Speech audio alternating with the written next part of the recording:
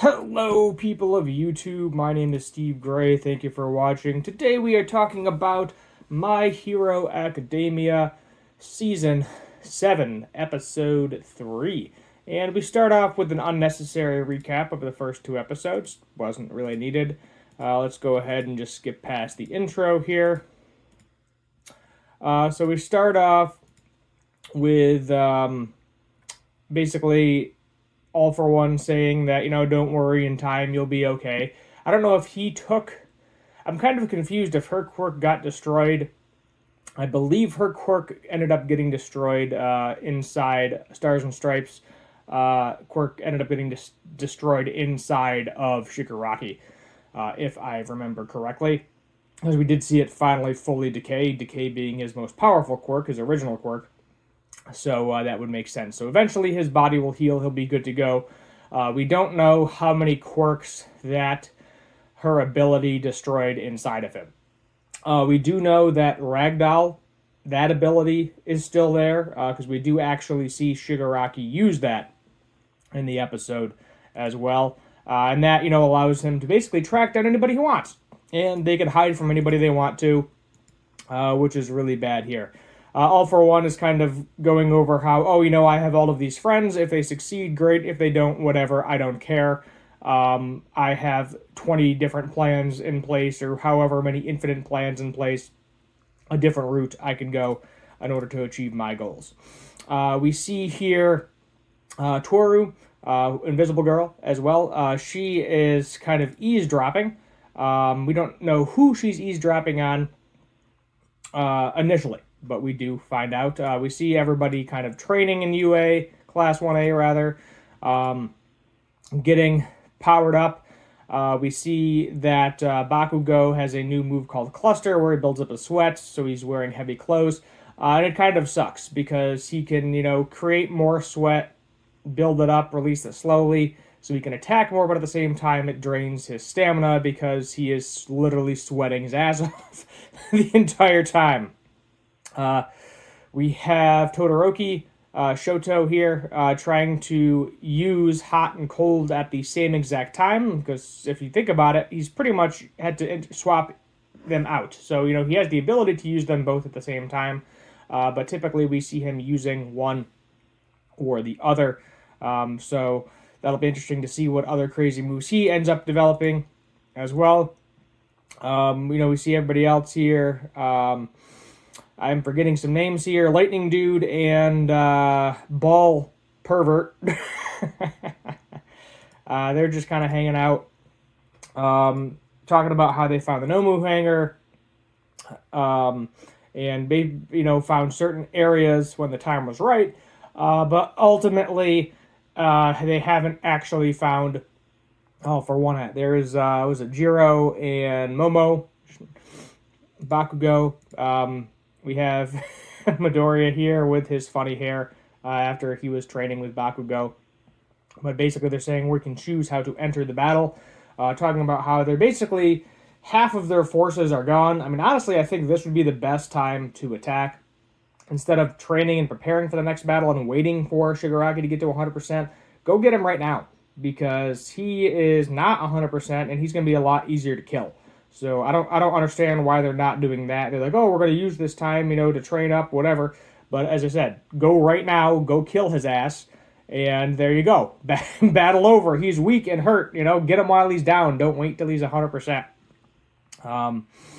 As well. So let's go into the conversation here with, there we go, Aoyama. Is it Aoyama? I'm going to say Aoyama. It's like Aoyama is the spelling, if I remember correctly. Naval Laser is his ability. He shoots the laser out of his belly button. We are getting his backstory, which is kind of crazy, because everybody, initially, I think it was the first or second season, they said that someone, it was an inside thing. Someone had to have told them where the location was, when the League of Villains initially attacked Class 1A. And it was this guy the entire time. We were thinking it was the Lightning guy, being that, he would have the ability to drown out all of the radio signals and telephone signals, which was happening. So everybody assumed it was him, but no, it was Aoyama the entire time. And he's crying because he made some good friends. He enjoys being a hero, but ultimately he has to do whatever All For One says, because if they don't, they're just gonna kill them. So him and his parents, we found out that he was actually born quirkless. His parents were both were from wealthy families. They thought, he was going to get bullied in school, so they seeked him out, gave him a quirk. But now he owns them, is the best way I can say that. His All For One owns him and his family, and he will kill them if they don't do what he says. So, he is crying and just really bad situation type deal. Not good. Toru, the Invisible Girl, happens to overhear all of this, ends up getting Midoriya. We'll go ahead and skip through to that part. We see Midoriya hearing some of it.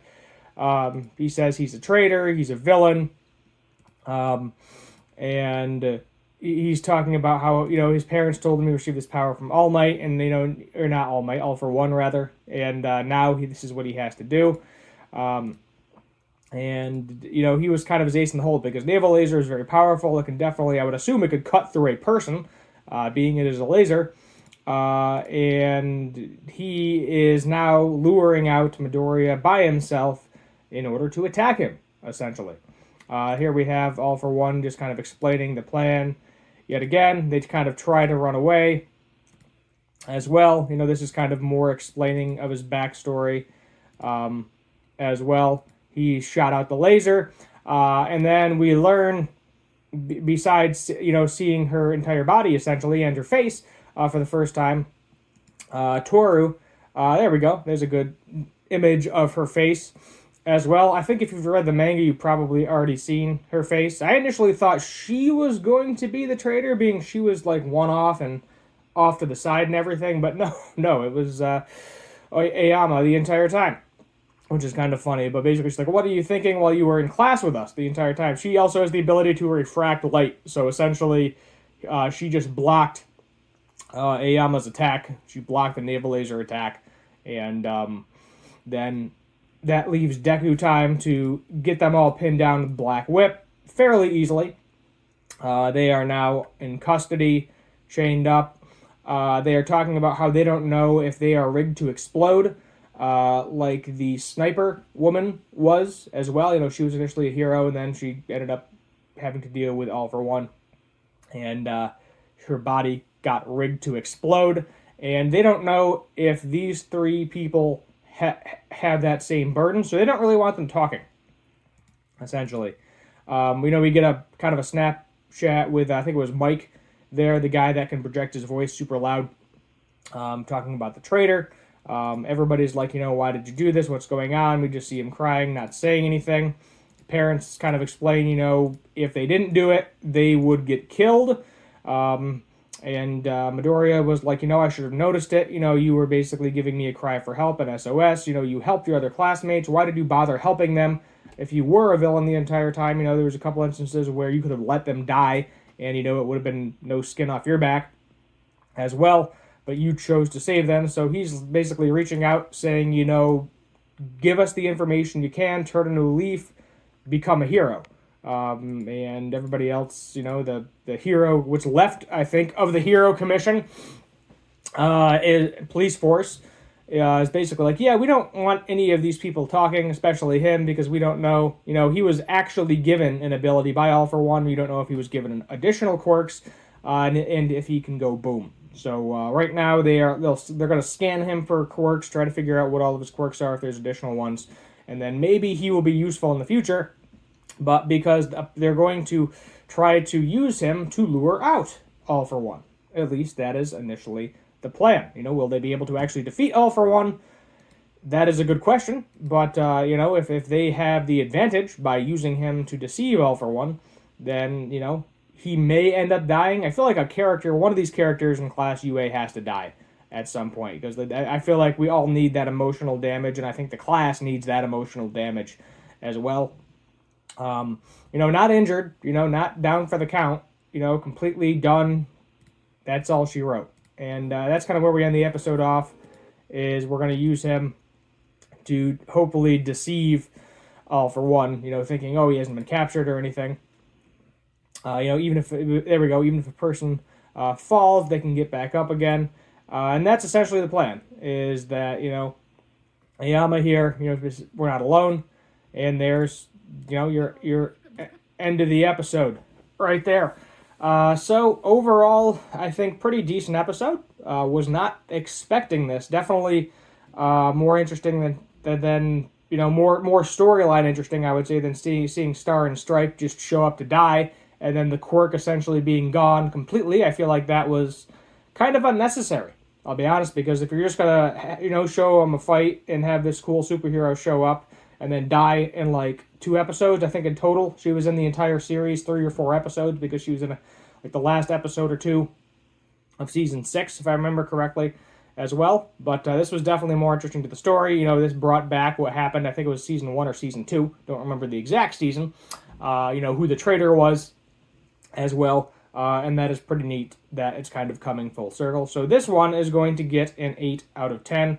As I said, didn't seemed unnecessary to have the introduction in there as well. I feel like we could have had more conversations between Midoriya and Aoyama, but I'm sure we'll get that next episode, so we'll just have to wait and see. Let me know your thoughts and comments down below as well.